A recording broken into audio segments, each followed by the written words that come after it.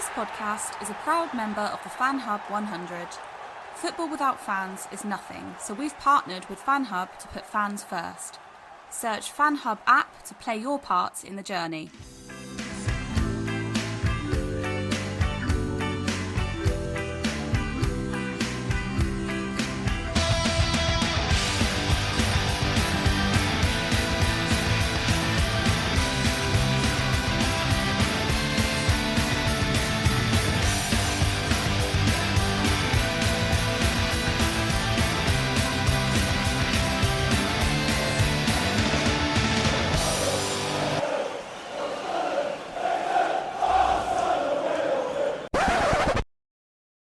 Welcome back to another episode of Mackem in the Middle. 2 episodes so far, 2 wins so far. Long may that continue. Sunderland did travel to Burton Albion yesterday, getting a 3-0 win thanks to goals from Charlie Wyke, Grant Ledbetter and Lyndon Gooch. And John and Graham are with me to talk about the game. How are you both getting on? You well? Very well, thanks. Yeah, very well. And John, a win against Doncaster last week, a win in the semi-final midweek, takeover completed. 3-0 win yesterday against a team that we haven't beaten in almost 4 years. It's not a bad week for Sunderland, is it? No, it's definitely not the worst week we've had, is it? When that stat came out, I was obviously thinking to myself, when was the last time we had a really good week? And I genuinely couldn't tell you.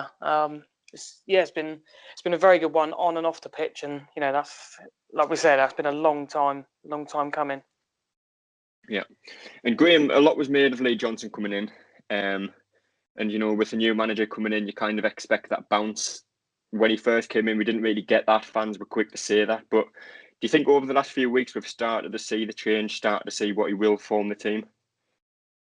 Yeah, I mean, I wouldn't say I was critical of him, but I was kind of starting to be a bit like, well, has that much changed? There's been the odd win, the odd point here and there, but there's still been the rubbish performances that we've seen in the Parkinson. But one thing I've always said about Sunderland managers is that I think you've got to have a certain kind of character and almost a bit of, you've got to have a broad pair of shoulders to be a manager here. Certainly in my lifetime, There's been sort of Peter Reid has been successful, Allardyce, Poyet, Roy Keane obviously successful, and I think Mick McCarthy, another one as well, all brought level of success to Sunderland, despite the circumstances that surrounded them at the time. And I think if you look through all of those names I've just mentioned, they've all got a character. And whilst Lee Johnson is probably a slightly different character to the likes of, well, he's probably the polar opposite, isn't he, to the likes of Mick McCarthy and Sam Allardyce, probably more in line with maybe the sort of Poyet element, but he's very David Brent, which is actually quite an easy thing to attack him with and attack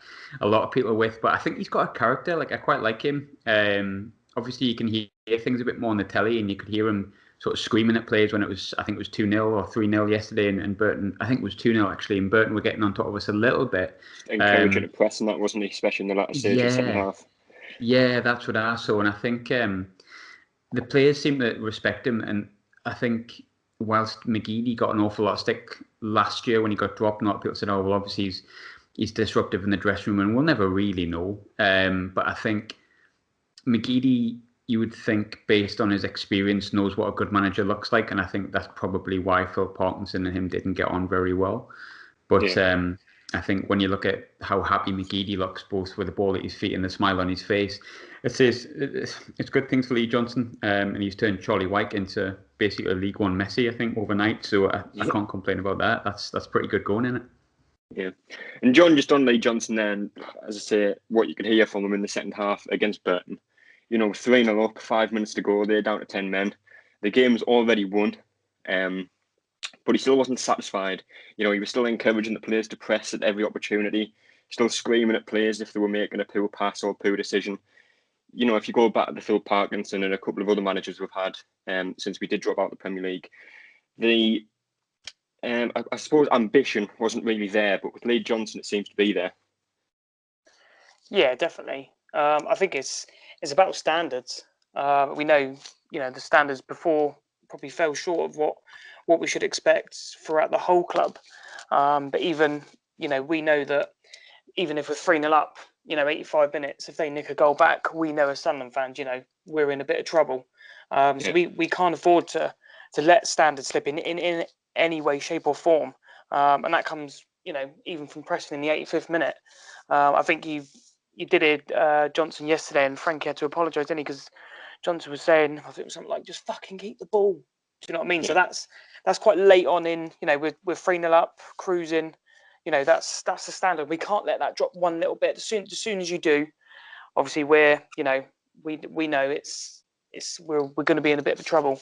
And for what we want to achieve and what the aims are, that's certainly the standard that we have to set every single game and not let it slip. Yeah. I will look at the Sunderland team that did start the game, and there was a change of formation. Sunderland did post out that it was a 3-4-3, although it seemed to be a fluid 3-4-3/2 up front. Obviously, O'Brien and McGeady kept switching sides. O'Brien sometimes went up front with Wyke, but Lee Burge started in goal. A back three of Conor McLaughlin, Dion Sanderson, and Luke O'Nien. Lyndon Gooch played in the almost wing-back role. Max Power and Grant Ledbetter in midfield. Jake Wilkins came back in the team with the front three of Aidan McGeady, Charlie Wyke, and Aidan O'Brien. And John, you and Danny both predicted the side. Didn't do particularly well. You lost me a lot of points on the leaderboard. I think we got 7 out of 11 right. But were you surprised with the change of system and personnel? I was sort of surprised when it came out. But obviously then the circumstances, obviously before it, we didn't expect Bailey Wright to be out, which he was. We haven't got, many fit centre-backs. So when you looked at it, I'll be honest, I wasn't that impressed. I was a little bit worried. But to be fair, the players, stuck to it, and it worked really well, which we don't normally see. We're obviously, round pegs in round holes. We go on about it quite a lot, but the round pegs in the square holes at the moment, they are doing the job. So that's a massive positive. Yeah, it's like a Lee Johnson analogy, that quite technical. But Graham, looking at the bench yesterday, obviously other than Remy Matthews, every single player was a midfielder of some sort. Obviously Jordan Jones, a diamond winger of some, I suppose. But with the injuries, we've got 5 first-team centre-halves injured. Obviously Bailey Wright injured. I think he'll be back shortly. Tom Flanagan, I'm not sure how far he is away. Jordan Willis is out for the season. Jamali, I haven't heard anything about since he first got injured. I think Ross Stewart will be back soon. Do you think or expect the club to be in the free agent market soon? I think it would be probably quite easy to look at yesterday's performance and say, well, we don't need to. We won 3-0 with a changed system. We got to a final with basically a midfielder and a right back at centre half. So it'd be quite easy to kind of settle on that and be like, no, it's fine. I think a lot of it will hinder on when Flanagan's back and how much they expect Flanagan to not have a hiccup. It's very Sunderland for us to not go into the transfer market and potentially get a couple of injuries. I think it reminds me of Steve Bruce a few years ago when I think we sold Darren Bent and he said, I'm going to stick with, I think it was Jan. He said, Danny Welbeck's coming back soon and then I can put Sesame on up front if I really need to. And Welbeck and Jan all got injured in one game and there was an audible groan around the stadium when Asamoah Jan pulled up with his hamstring injury. So it'd be very Sunderland for us not to go into the market and to end up having a couple of injuries. I think it would be wise, but I think at the same time, the good thing is the wage cap isn't there anymore. As far as I'm aware, that I think that's immediately in effect. So you could potentially look into the free agent market and say it's someone who maybe, I don't know, like a McFadden or something like that, like a specialist centre back that Joe Lynch is available. Yeah. No, I think I'd avoid him. I think I'd avoid Joe Lynch because, I wasn't the biggest fan of him. But just somebody who, you could sit on the bench and you could say, like, look, when you might not get a chance, but when you do get a chance, prove that you deserve a contract next season. I'm not sure about the loan window. I'm not sure if that's the emergency loan window shut. I don't know the ins and outs of what that would be. I think we might. I'd like to think we will because it would be very easy to sit back and say, oh, well, it's fine. We can shoehorn McLaughlin in there. We can shoehorn O'Nien in and change the system. But I think touching on what Danny Collins and a few players have said, recently over the past couple of weeks, formation sometimes is just a case of, something to look at. It depends how the players are playing and the game plan, so to speak. We didn't look that different in the way that we pressed and stuff from the Doncaster game, and the formation was completely different. But I think I would like to see us go in for someone who's maybe got a bit of experience, like a Tommy Smith kind of signing, like we did last season. I know that's someone who did nothing at all, but Tommy Smith was, if the season had played out normally, it would have been there for any massive emergencies. And I think would have been quite happy to have been sat on the bench or, in the 18 and occasionally getting on the subs bench and only coming into play when there's an injury that's going to come or an injury crisis. So something like that would be sensible, I think, especially if we want to achieve automatic promotion. The last thing we want to do is have a great run and then see Dion Sanderson get a leg break and all of a sudden we're stuck with McLaughlin and Nine at centre off. Might as well get a specialist one in there while we can. Yeah, definitely. Well, the game got underway at 3:00, and as we've seen a lot recently, Sunderland did take an early lead. Aidan McGeady with a short free kick. I don't think it was something that we're really working on in the training ground because Ledbetter, or Catmull, as Burton were calling him, he didn't really seem to know what was happening. But McGeady's played a short free kick to him, and he's just placed it very well in the bottom left corner, John. When we take an early lead now, we seem a lot more confident of actually going and getting the result. Whereas, if you go 3, 4, maybe 5 weeks back, every time we went 1-0 up, we sat back, we conceded, and we never really looked like getting back into the game. What do you think's changed since then? I think it's with Johnson and sort of playing forward. We know obviously one goal isn't good enough for us to win games. So we really do need to push it. Scoring early obviously sets you up to, you can sort of almost not relax, but you can sort of play your game because the other team need to come onto you. And I thought we are actually good at controlling games, not always controlling and obviously at proper attacking. It's more of a case of let's control the games, let's build, pick our moments, and that gives us a bit more, maybe a little more freedom to play. If you see what I mean. Yeah. Well, not long after we went 1-0 up, I think it was about 20 minutes after, we went 2-0 up. A corner was sent into the box. It was clear to Gooch on the edge of the box. He's hammered it in off the bar. And Graham, we've spent a long time talking about how frustrating short free kicks were, how frustrating short corners are. But we're now getting the ball into the box and we're scoring goals from it. Do you think Lee Johnson's kind of just admitted that short corners aren't going to work, short set pieces aren't going to work? We're getting the ball in the box. We're in League One. If the ball's in there, anything can happen, and we're getting the results from it now. I think it's probably an unpopular opinion, but I quite like a short corner. I think it's just making sure yeah, people seem to hate them, but I think something like statistically, you score more goals from short corners than not.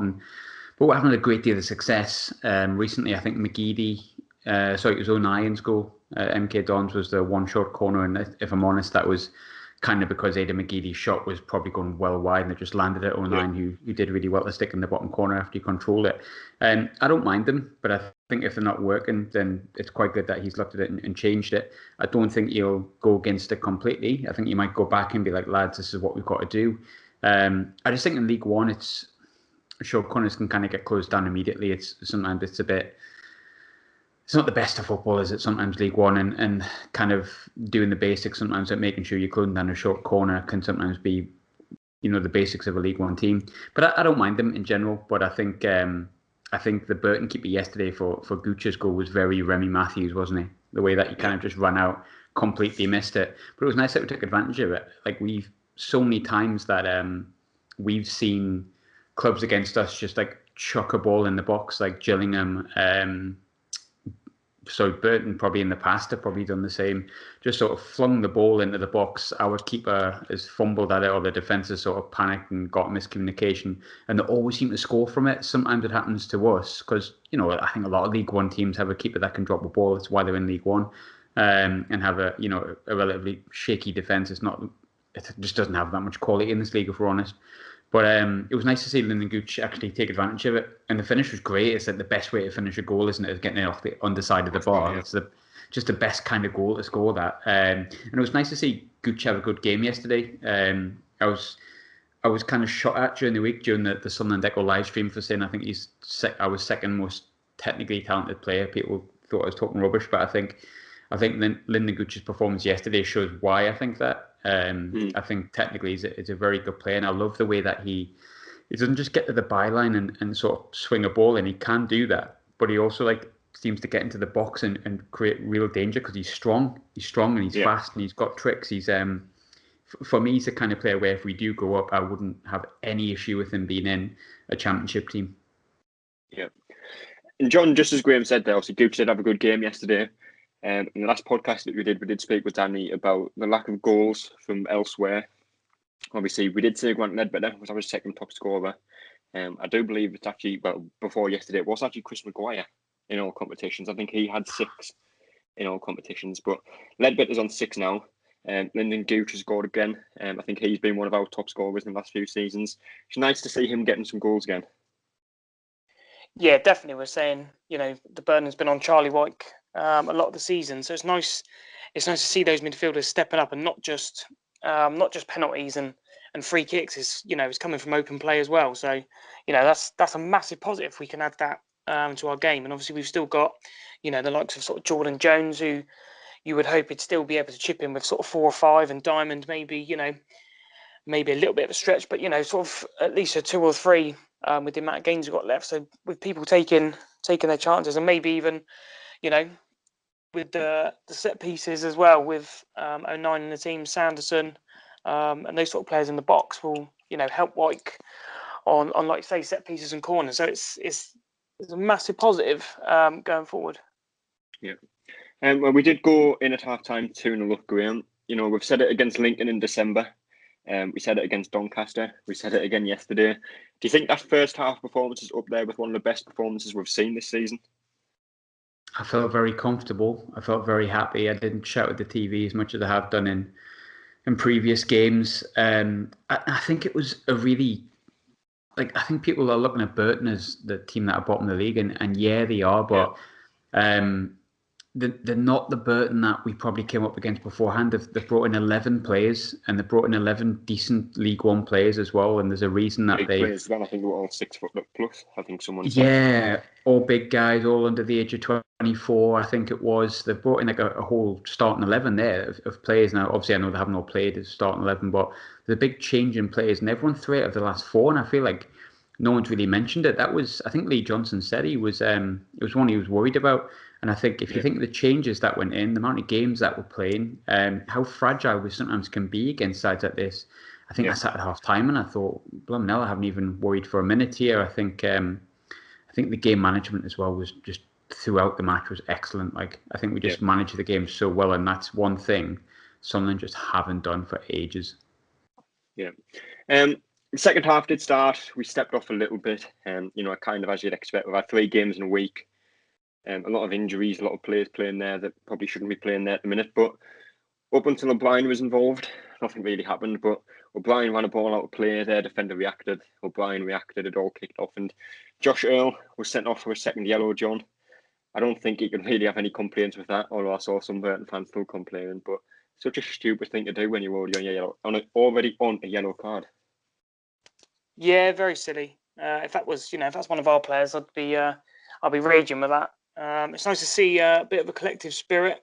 Max Power sort of diving in, and O'Brien getting back to his feet quickly and sort of having a pop back, and a few of the others jumped in. So it was nice to see on that thing. I don't think it. After that, I don't think the game looked like it was 10v11. But like Graham said, I thought, especially after the red card, I thought we just controlled it and used that extra man just to ping it around them, and they couldn't get near us. Yeah. We did make changes in the second half, 5 of them. Jack Diamond, Jordan Jones, Carl Winchester, Chris Maguire and Josh Scowen all came on. Jordan Jones was involved straight away. He's played a ball through to Wyke to finish for his 22nd goal of the season. We were a little bit surprised not to see him start, Graham. I'm not sure if you were. Obviously, he joined the club on loan in January.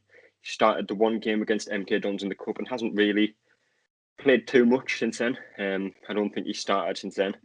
Were you surprised to see him on the bench yesterday, given that Gooch had started the last 2 games?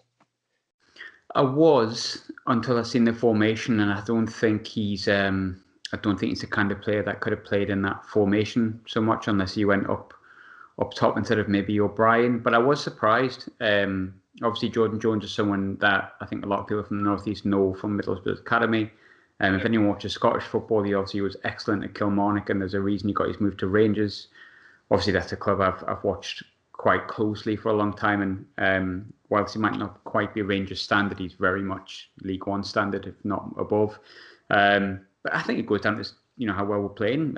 I think he's also not played much football. From memory, I don't think he really played for Rangers since about September time, when I think he played against Motherwell, and then he had his COVID situation where he broke COVID protocols and so on and so forth.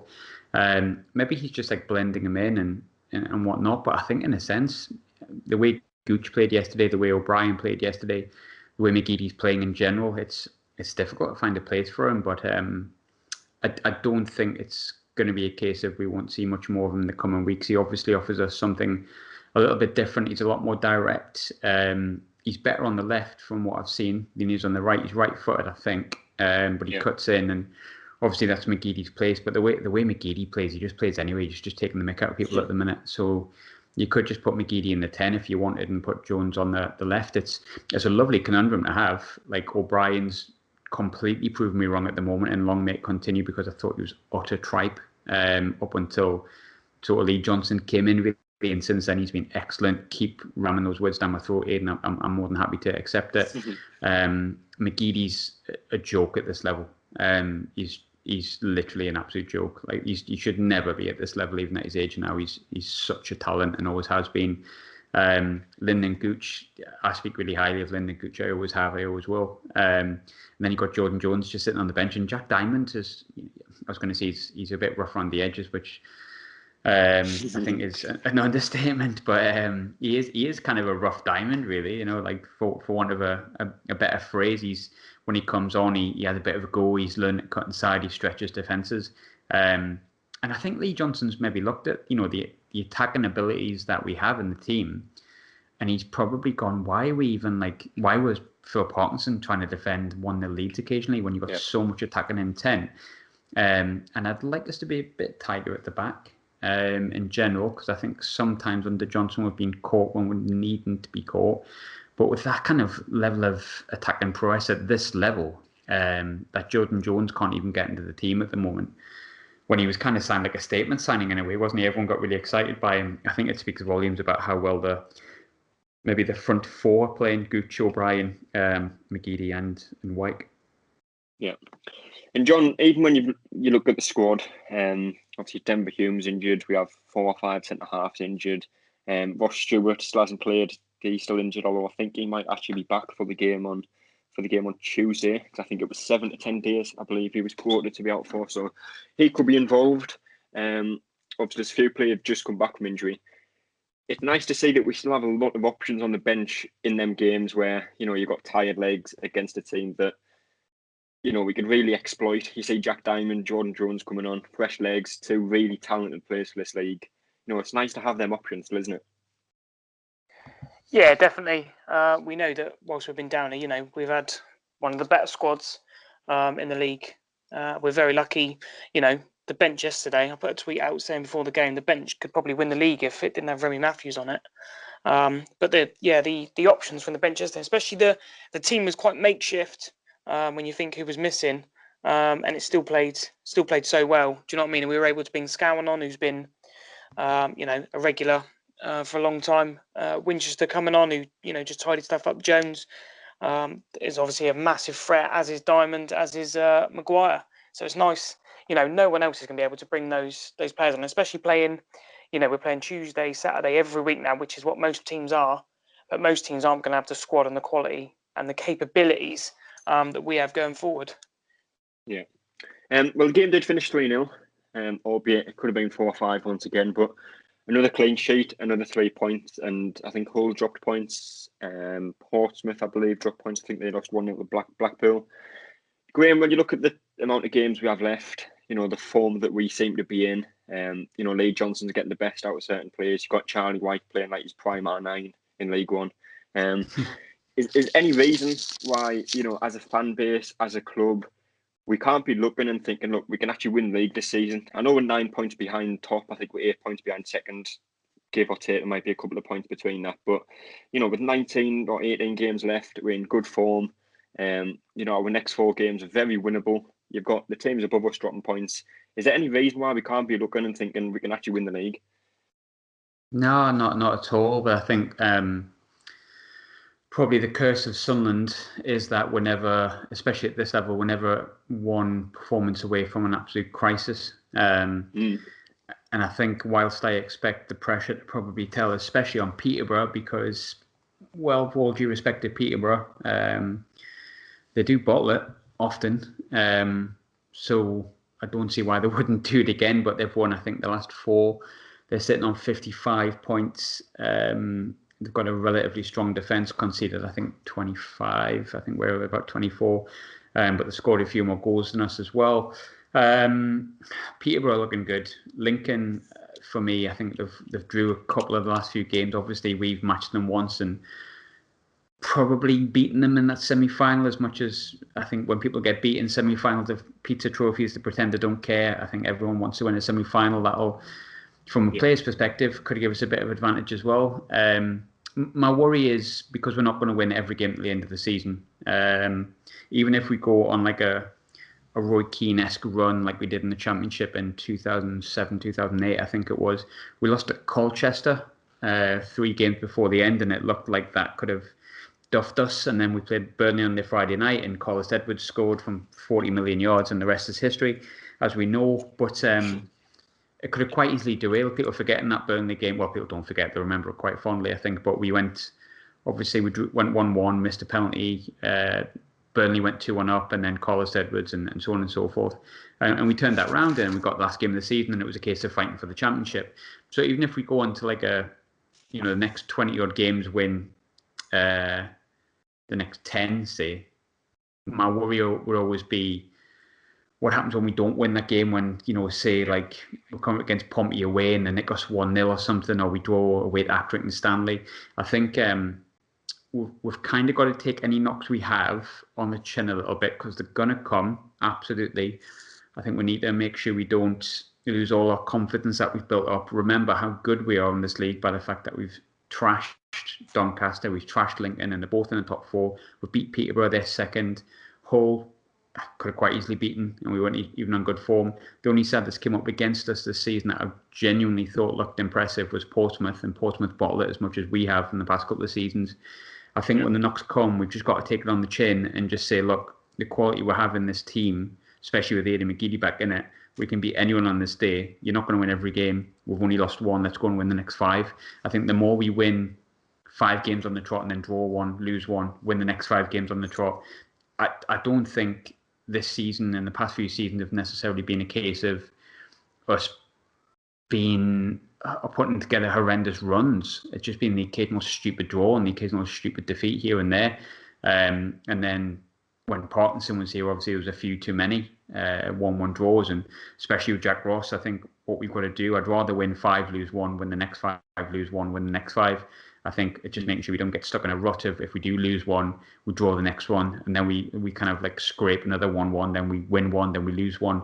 Let's just start winning games in bunches. So when we do lose 1, it's not the end of the world. Yeah. And John, you look at the teams that we've beaten. As Graham said, we beat Lincoln 4-0 and then beat them in a semi-final. Obviously, we played Hull in I think it was the first game of the season in the Cup. I think that we drew 0-0, lost on penalties, but that could have easily been 3 or 4, maybe even 5-0 on a different day the way we played. Obviously drew with them 1-1. Beat Doncaster 4-1, nice and easy, nice and comfortable. We're capable of beating the teams around us, the teams that attack us, but sometimes the worry with Sunderland is beating the teams below us, not being able to break them down.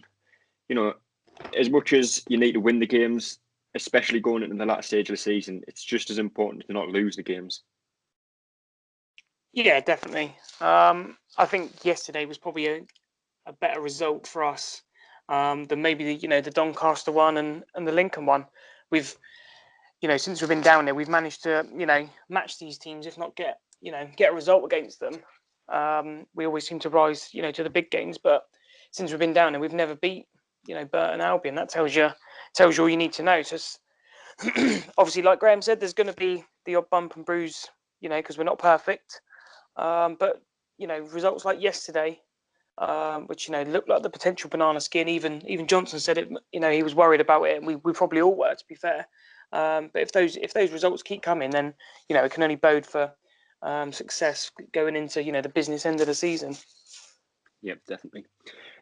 We will move into the player ratings, and I'm sure there's going to be a couple of discussions between me and John on a couple of these.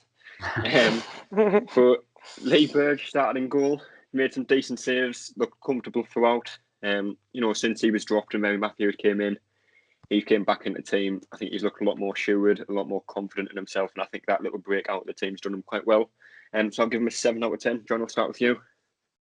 Yeah, I've gone for 7. I thought he was steady, and as well, he's been very good with his feet, keeping the ball, with the centre backs, especially playing with different centre backs, and like you say, a quality save to tip that one onto the bar, which keeps us in the game. So yeah, I've gone for 7. Yeah, Graham, for you. Yeah, I think I let go of that. I think I understand the frustration at Lee Burge, especially before obviously I think it was the Shrewsbury game where he got dropped. But I think Lee Burge probably gets a bit too much criticism. He's kept a lot of clean sheets this season. He's can sometimes frustratingly palm it out to people like he did against Lincoln, and that can be frustrating. But he looks confident. He communicates well. He makes some mistakes that sometimes League One goalkeepers make. He's certainly no John McLaughlin, but that's not really his fault. I think yesterday he pulled off a save, which if that had gone in, you're starting to kind of worry a little bit, and you've got a horrible last 20 minutes as opposed to a one where you can just enjoy the last 20 minutes and be like, score a third like we did. So yeah, definitely a 7. Clean sheet. You can't ask for much more than that. A clean sheet and a save to keep the score, or keep our net from bulging. Yeah. First one we're on agreement with. We'll see how long this lasts. Conor McLaughlin played as the first centre half. I've always said with Conor McLaughlin, as a fullback, as a wing back, I absolutely despise him. As part of a back three, as a centre half, I think he's more than capable at this level. He's comfortable on the ball, playing them nice and easy passes. His positional awareness is good. He won his fair share of balls in the air. So again, I'll give him a 7, John. Yeah, I've gone for 7 as well. I thought he was very good, very assured on the ball. Knew when to, to get shot, and knew when to bring others into place. So yeah, I was very impressed with him, actually. Yeah, 7. Graham, for you? Yeah, similar. I think. I think it's a weird one, Conor McLaughlin, because I would have probably said he's one of the worst right backs I've ever seen in my life last season. And yet this season, when he comes in, I'm like, not bad. Like, he's decent. I know he's not going to do anything stupid. He's not going to give anything away, which is kind of what I expected him to do last year. And I think he started in quite nicely yesterday. I don't mind him in a 3. I actually don't mind him too much at right back when he plays. He does the basics. He's certainly not the right back I would want, because I would have liked someone to be a bit more attacking. But I think when he's played this season, he's been more than fine. I've got no real qualms with him this season. And yesterday, yeah, part of a defence, I kept the clean sheet and barely got touched. So 7, absolutely. Yeah. Dion Sanderson came back into the side, and I think I would have liked to have seen him play more this season. Obviously, since he joined, I know he hasn't played much. I've always been impressed with him when he has played. And again, yesterday, impressed. Recovered very well when Burton attempted a counter. He's got the pace. Put a great tackle in early in the first half that kind of set the tone. He's comfortable on the ball. He's good in the air. Not much more you can want. Possibly harsh this one, but I've went with a 7 as well. Possibly a 7.5. I'd go with, John. Yeah, I've gone for 7. Exactly what you said. Very, very commanding, and he was talking, and he didn't look like a young sort of 21-year-old, did he at all? Looked very assured in there. It probably would have been an 8, because there was a couple of moments where we just lost possession just a little bit silly, but that's his age, and that'll come. But yeah, he was very good for me. I got no problem with him being in there for the rest of the season. Yeah, Graham, for you? 8 for me, Dion Sanderson. Far and wide for me the best player on the pitch yesterday, and there was a lot of candidates. I think I seen someone discuss the comparison between Johnny Evans and Dion Sanderson and get a bit of stick for it. I kind of understood what they mean. Obviously, it's a complete different class of player. Johnny Evans is probably the best centre-back I've ever seen in my lifetime for Sunderland, if not maybe Steve Bould or someone like that, who are obviously great centre-halves. But I get what he meant in the sense by at this level, like a variation of someone who's that classy and that composed and that kind of assured. And I think he's 20, and he's like barking orders, and he totally took that Bailey Wright role, and it would have been quite easy for him to crumble with like Luke O'Nien, who's basically a midfielder at the left-hand side of a back three in a new formation, and Conor McLaughlin on the right-hand side. For me, he was absolutely superb. I'm really surprised he hasn't played a lot more. It's disappointing for Jordan Willis, but controversial opinion here. I think based on what I've seen of both of them, I think Sanderson's probably a little bit better. Yeah, definitely. I think I'd agree with that. Luke O'Nien started on the left, and Graham said he's a midfielder, which I think is a very controversial opinion as well, because I think he has played absolutely everywhere on the pitch, and when I say everywhere, I literally mean everywhere. Obviously, I've said in a previous podcast, I think he came on as a substitute and played as a second striker for the last 15 minutes of a game. But again, comfortable on the ball, picked up an early yellow card, which slightly affected him going into tackles and defending, but he managed it well. So again, I'll give him a 7, John. Yeah, same. I've gone for 7. I thought he was very solid. One of his battles and was all his headers. I didn't see him lose many one-on-ones, and we know he's doing a job for us. In there, I probably prefer to see him in midfield, but obviously needs must at the moment. And yeah, I thought he was very good in there yesterday. Graham, for you? He's just standard Luke O'Nien, and you can stick him in goal, stick him up front, stick him wherever you want. He'll always do you a job. I certainly don't think he's a centre half 100%. I would be terrified if Luke O'Nien played at centre half for the rest of the season. But in games like yesterday, against, shall we say, one of the lesser sides in the division that are not going to challenge us as much as maybe Portsmouth did, because I remember he played a similar position against Portsmouth and really, really wasn't great. One of the one times Luke O'Nien wasn't good for Sunderland, but he was quite assured yesterday. He was unnoticeable in a way, and I said the same in the game against Lincoln during the week. Like, there's something quite nice about when you're going into a game and you're kind of worried about a certain player being in a certain position, and you kind of just forget that they're there because he's just been that assured. Luke O'Nien's, I really like Luke O'Nien as a player. I think he's got all the basic raw materials and a cracking personality, which, obviously I think a lot of people agree with. I don't want to see him there on a regular basis. I certainly don't want to see him playing that formation on a regular basis, but needs must yesterday, and he came through more than unscathed. He came through having a good game. So 7 for me. A lot of 7s so far. Lyndon Gooch played on the right. Against Lincoln, I think I give him a 4 out of 10. I thought he was our worst player when we played the semi-final. And I did say I think he would be dropped. I thought Jordan Jones would come in, but he wasn't. And he's shown yesterday why he wasn't dropped. It was a great finish for his goal. Put some great balls in the box that we didn't actually make count enough. Great work rate throughout. So again, I've given him a 7 as well. John? Yeah, same. I've gone for 7. I thought he was excellent. His work rate as well. He was actually going past players and really strong player and hard to get off the ball. Excellent finish as well, which we like. The midfielders bring goals to their game. And I thought when he moved to, it was sort of like on the left side. I think he kept that Johnny Smith, who was lively, kept him quiet. And I think they actually brought him off in the end because he was getting no joy at all. So, more excellent versatility from Johnson. Yeah. And Graham, for you? I really, really rate Lyndon Gooch. Kind of as just kind of reiterated before, sort of earlier in the pod. I think he's one of our better players. Again, I don't think the position he played yesterday is necessarily his position. That kind of right wing back, but he fills in quite well when he's asked to do that. I think he's a bit more. I prefer him advanced, put it that way, but he's obviously got a lot of competition in that area as well from at the moment. But for me, Lyndon Gooch was, I think, only because of the performances of a couple of other players. Sanderson mentioned one. I'm probably putting it further down than I actually thought he was. I think on any other day, Gooch might have gotten 8, but because a few more players stand out, I'm going to say 7, but a high 7 if I can have that. I thought he played very well yesterday. Definitely can.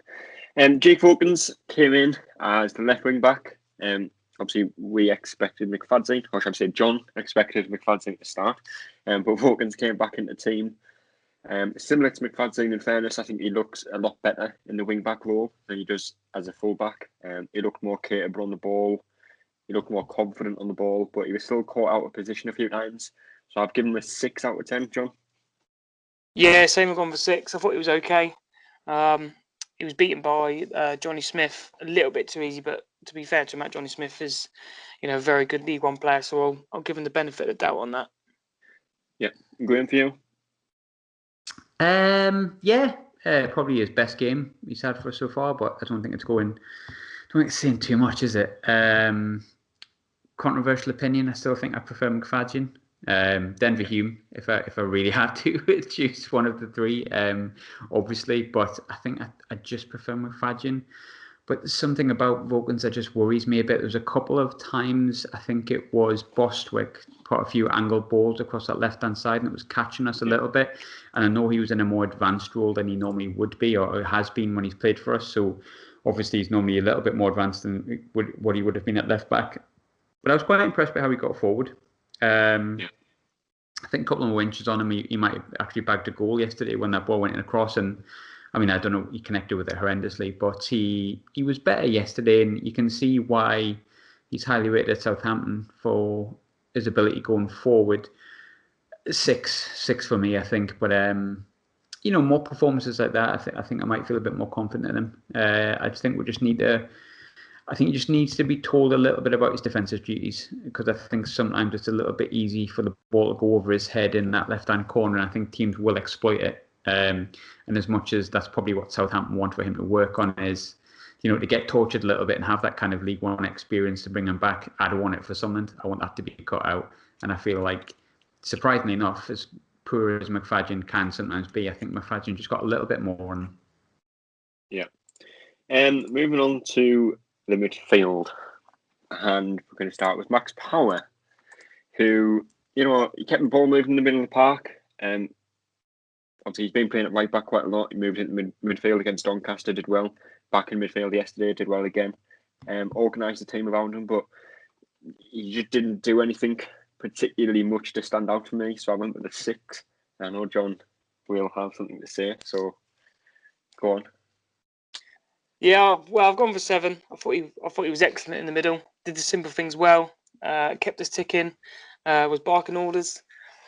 First one in when a few of the Burton players tried to start on Aidan O'Brien. I just thought it was a really all-round, just sort of a solid 7 performance from him, which we don't always see. I'm not his biggest fan, but yeah, I thought he was decent in the middle. 7 for me. Yeah, Graham, for you. Really, really similar to what John said. I'm not his biggest fan of Max Power. In fact, I'm probably one of his biggest critics. But past few weeks, really good. Don't know what's kind of happened with him, but what I've enjoyed, and I think I can't take this as something I noticed someone else mentioned it before, and I definitely would agree with that. I can't quite remember who it was, so apologies in advance. But I like the fact that a lot of the players are taking more risks. I think I talked before at some point about how our players tend to like playing the 5-10 yard passes that are simple and safe and no one really takes responsibility. I was watching Max Power yesterday and he was taking responsibility that I've been asking for weeks from him as a captain. He's trying the more tricky balls. Like, he seems to have more confidence in the likes of like McGeady and Gooch and O'Brien and White to keep the ball. And if he can try something a little bit more flashy, then he has the trust of the people in front of him that they'll make something of it. And so he's trying it more often. So for me, he's more of that from him, because that's what I've seen in Max Power at the start of his tenure here when he first came. I think when he first came, he looked exactly what I hoped he would be, and then he just went off the ball. But the past few weeks, he's looked a little bit more like the Max Power that I hoped he would be. And I mean, the biggest compliment I can give Max Power is the fact that I've copied his haircut in the past few weeks, so he must be doing something right. John's been spotting that one for a while now, haven't you? Yeah, he copied me. Conor O'Brien, to be fair, didn't he? He went down the same route, didn't he? He did, yeah. The thing that it makes you harder, isn't it, if you're bald? Well, it's certainly seemed to happen for Aidan O'Brien yesterday. He kicked off, did the whole Phil Mitchell, didn't he? Kicking off and all that, which I thought was brilliant, by the way, all those gifts and memes. That was superb banter. Starting alongside Max Power was Grant Ledbetter, and this is another one I think John will go different with, but same as above, same as Max Power, kept the ball moving, not particularly as fast as Max Power did, but his passing was decent, as it always usually is. But he's got the added bonus of getting the goal. It started the game off well for Sunderland, so I'll give him a 7, John. Yeah, same. I've gone with a 7. I thought it was probably because he did give a few balls away. It's a little bit frustrating, which puts us under pressure a little bit. So it was going to be a 6, but obviously he scored, so that does not knock him up one thing. And it was a quality finish, to be fair, and sort of set us on our way. Yeah, and Graham, for you? Very much the same. Yeah, 7. I think he gets a bit of stick, Grant Ledbetter, sometimes, which is it's a bit odd. The only thing I can think about the reason he gets a bit more stick was because he surprised us all so much with how good his early season performances were that we kind of maybe expect more than we were expecting from him at the start of the season, if that makes sense. I think we all thought he was, to be honest with you, a lot of people thought his legs had gone and he was done. But he's been one of our most important players this season. When Ledbetter plays well, Sunderland tend to play really well. I agree with what John said. I think there was one particular ball where he pretty much put Burton almost to one goal yesterday, and I was a bit like, oh, what are you doing with that? But I like Ledbetter. I think he keeps us ticking over. He's excellent to have on the pitch when you're 2-0 up, because he'll just keep things simple and basic in the middle and keep it ticking over. And I thought he took his goal really, really well. And I think he's on about 7 for the season. I know there's a couple of them that are penalties, but a few of them have been absolute screamers from outside the box, like Doncaster. And it was a good finish yesterday as opposed to a screamer. So for me, yeah, Grant Ledbetter, one of our better players this season. Certainly prefer when he's on the pitch, if I'm completely honest with you. I probably wouldn't have started with him yesterday, just based on how well the team played against Doncaster, but obviously with the change in shape and the change in formation, then fair enough, that's fine. And I thought he played well yesterday, and obviously his goal got us on the way. Although saying that, we're saying about Ledbetter, but as far as we know, could be Lee Cattermole according to Burton. So maybe the 7 should be going to Lee Cattermole as opposed to Grant Ledbetter. Definitely miss Lee Cattermole. He was always one of my favourite players. Played well considering I've never seen him, but I know. 7 out of 10. Aidan O'Brien was a controversial one. And again, I think John will have a different one for this as well. But aside from fight with every Burton defender, I don't think he did too much in the game. He didn't do anything wrong, but as part of a front three, I think I would like to see him do a little bit more. I know the only thing I really remember him doing, which could just be my short memory, was having an effort just curl past the post. But outside of that, I don't think he really offered too much in the game. He's got the work rate. He's good with his simple passes, but I'd just like to see more from our attackers. So I've went with a 5. It's a very shy 5. Don't want to say it too loudly, but go on, John. No, I've given him a 7. I thought he was really good, considering sort of after a few weeks ago. I thought he held the ball up really well, brought others into play, which, normally when the ball goes up, it doesn't stick, comes straight back, and we're under the cosh. I thought he did very well. I thought he was bullying their players. I was impressed. Like you say, we maybe want to see more of a goal threat, because he's sort of playing sort of opposite side to McGeady, but we know he's not a McGeady type player. But for someone who we didn't, under Phil Parkinson, we didn't really see or know of him or care. But now and yesterday, I thought he was very good up there and helped Wyke as well. Yeah, I thought he was very good. Yeah, Graham, for you?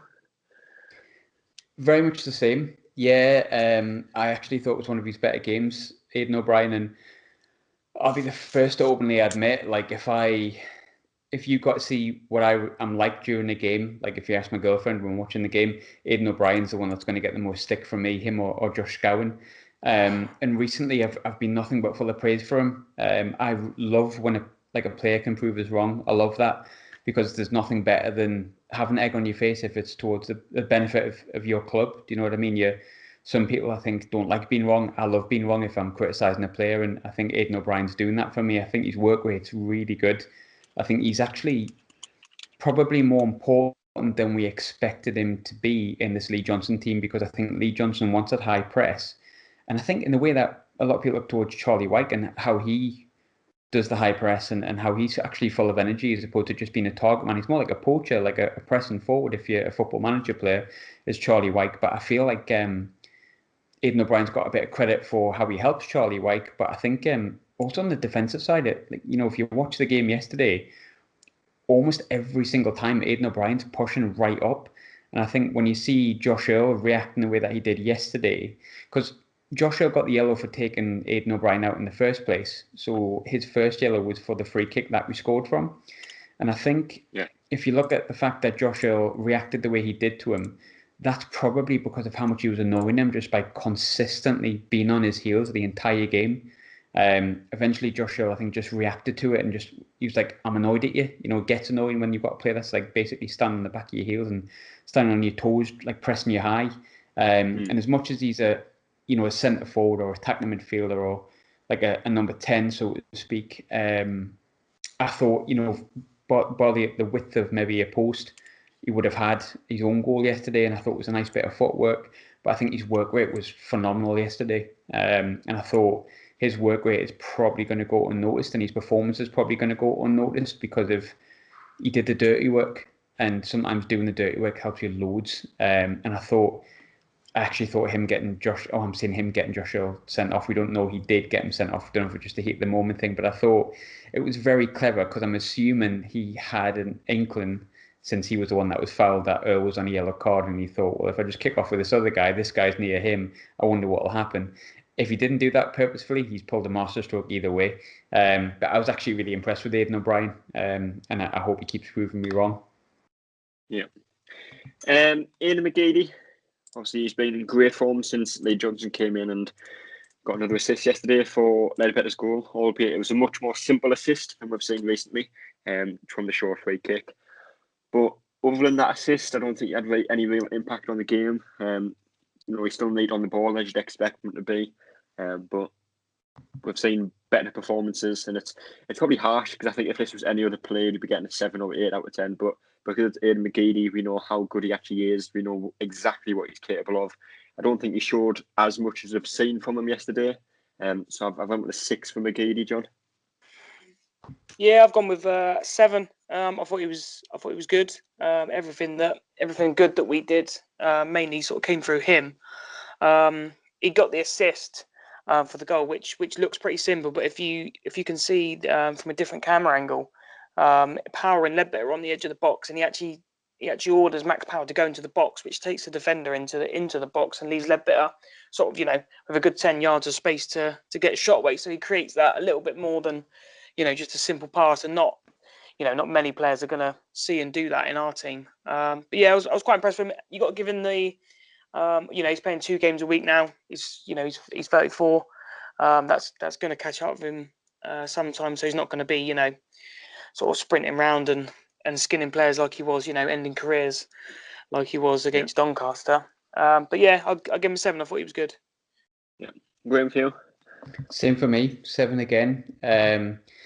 I just really like watching Aidan McGeady when he's in that mood. I just feel like you watch him, and there's certain plays that you would like pay to watch. I know we all pay to watch Sunderland anyway, but like where I'm coming from. There's certain players that you just go, God, you're just like, you do things that other players on this pitch can't do, like the Sessegnons, the Malbronx, and McGeady at this level's right up there. Like there was a point yesterday where he was just walking, but his feet were that fast. The Burton defender was just like, I don't know what's happening here.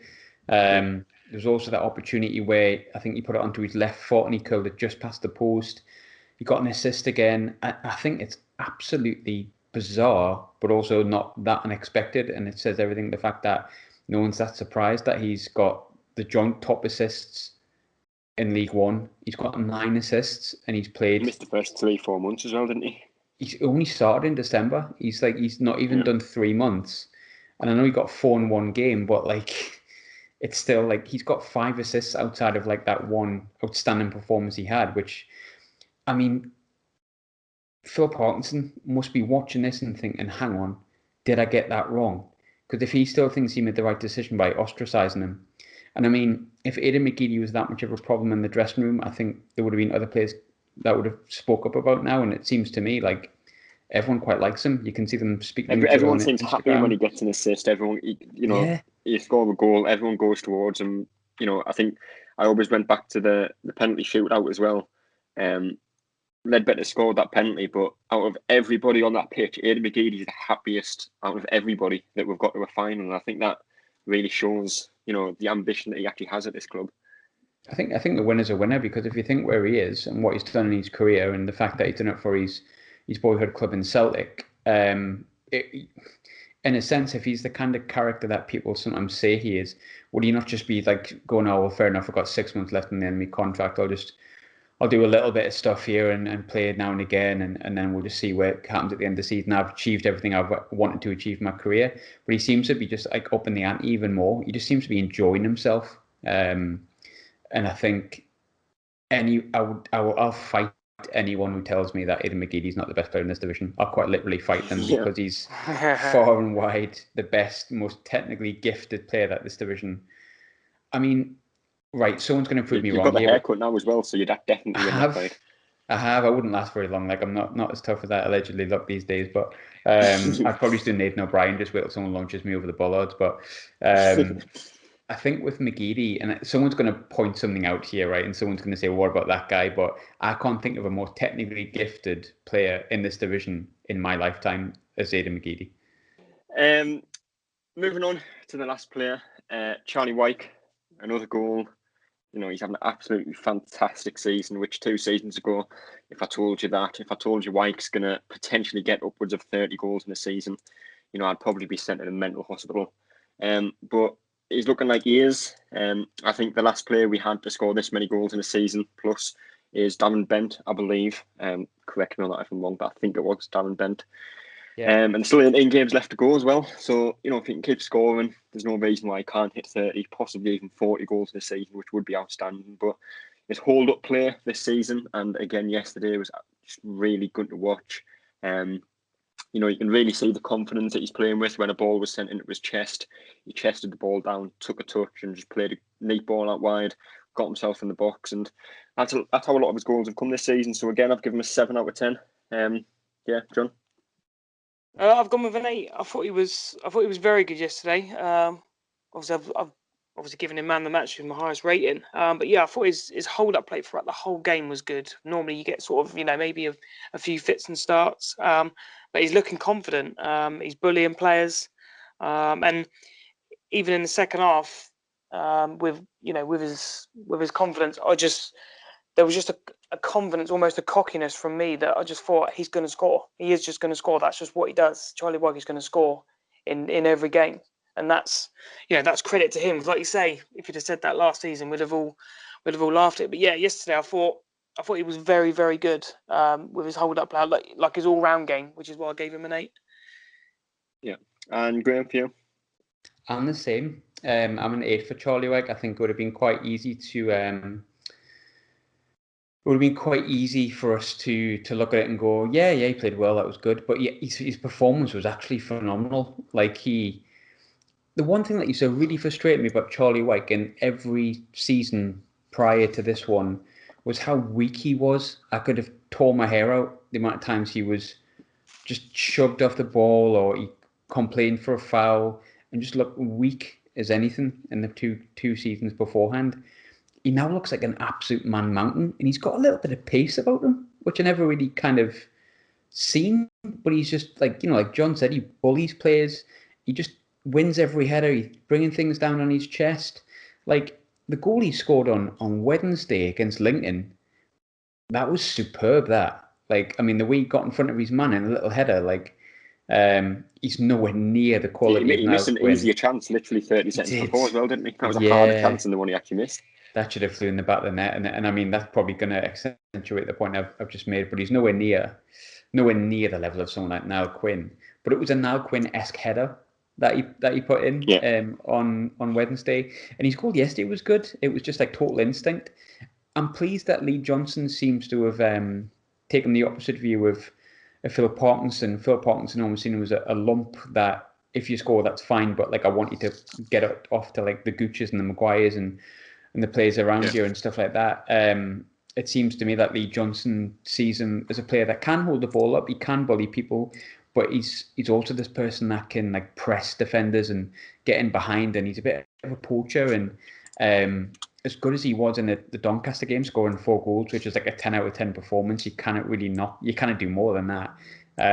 I thought yesterday he was really good, and I'm quite surprised more people haven't been rating him as man of the match. Dion Sanderson would have been mine, but after that, Charlie White, without a doubt, I thought he was phenomenal from minute 1 to when he went off. Yeah, and just quickly moving on to man of the match, Dion Sanderson for Graham. John, who do you go with? Charlie White, I assume? Yeah, I got my White. Could give him the highest rating. Probably a little bit harsh on Sanderson, but yeah, I'll give it to White. Yeah, fair enough.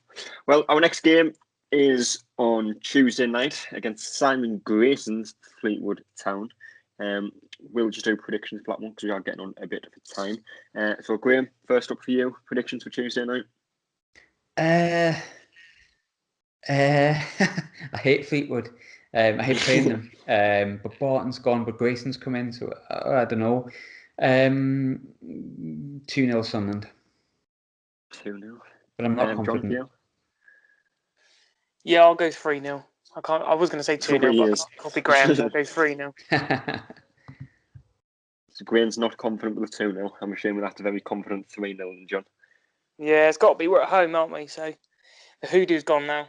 Let's just steamroll teams now every game, and everything's rosy, isn't it? Certainly is. Well, that is all we have time for today. Appreciate you coming on, Graham and John. Thanks for asking me. No problem. Yeah, cheers for No having me. worries at all. We will be back again at some point on Wednesday to talk about the Fleetwood game and hopefully another win. But That's all, folks.